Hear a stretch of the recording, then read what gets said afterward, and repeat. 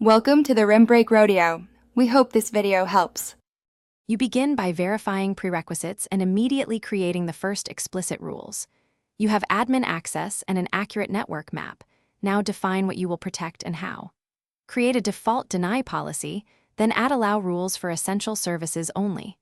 Once done, order rules by specificity and test with a single host. Make sure to log rule hits and enable policy versioning so you can roll back if the new rules block legitimate traffic. Next, implement detailed policies and configure NAT to match your topology.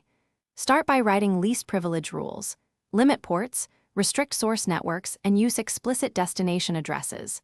Then set up NAT, static for public-facing servers and dynamic for internal clients, so return traffic works predictably. Once configured, attach rules to interfaces or zones and enable connection tracking. Make sure to test with representative flows and validate logs. If sessions fail, check NAT translation and finish by auditing the complete firewall policy and validating performance under expected load. Export and save configuration backups, document change history, and schedule periodic reviews.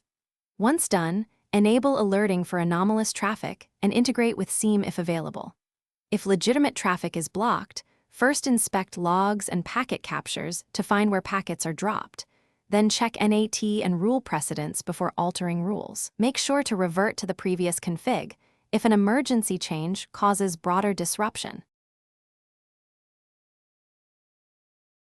Thanks for watching. Consider subscribing if we helped you.